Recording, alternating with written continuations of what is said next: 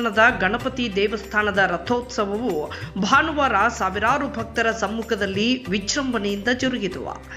ಇಲ್ಲಿನ ಇತಿಹಾಸ ಪ್ರಸಿದ್ಧ ವಿನಾಯಕಪೇಟೆಯ ಗಣಪತಿ ದೇವಸ್ಥಾನದಿಂದ ಜವಳಿಪೇಟೆ, ಗಾಂಧಿ ಮಾರ್ಕೆಟ್ನಲ್ಲಿರುವ ಪರ್ವತ ಮಲ್ಲಿಕಾರ್ಜುನ ದೇವಸ್ಥಾನದವರೆಗೂ ರಥೋತ್ಸವದಲ್ಲಿ ಪಂಚಲೋಹದ ಗಣಪತಿ ಅತ್ಯಂತ ವಿಜೃಂಭಣೆಯಿಂದ ರಥೋತ್ಸವ ಮತ್ತು ಜಾತ್ರೆ ಜರುಗಿತು. ಗಣೇಶ ಹಬ್ಬದ ನಿಮಿತ್ತ 8 ದಿನಗಳ ಕಾಲ 1ನೇ ದಿನ ಮಯೂರ, 2ನೇ ದಿನ ಮೂಷಿಕ, 3ನೇ ದಿನ ಅಶ್ವ, 4ನೇ ದಿನ ನಂದಿ, 5ನೇ ದಿನ ಗಂಡ ಬೇರುಂಡ, 6ನೇ ದಿನ ಗಜ, 7ನೇ ದಿನ ಉಗ್ರ ನರಸಿಂಹ, 8ನೇ ದಿನ ಕಮಲ ವಾಹನಗಳ ಮೇಲೆ ಅದ್ಧೂರಿ ಮೆರವಣಿಗೆ ನಡೆಯಿತು. ಕೊನೆಯ 9ನೇ ದಿನದಂದು ವಿಜೃಂಭಣೆಯಿಂದ ರಥೋತ್ಸವವು ಜರುಗಿತು.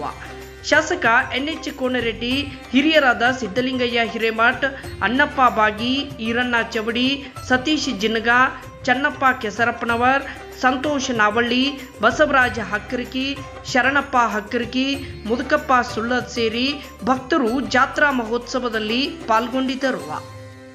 ವರದಿ ಧರ್ಮರಾಜ್ ಗುಳೇದ್, JSK ಕನ್ನಡ ನ್ಯೂಸ್, ನವಲಗುಂದ.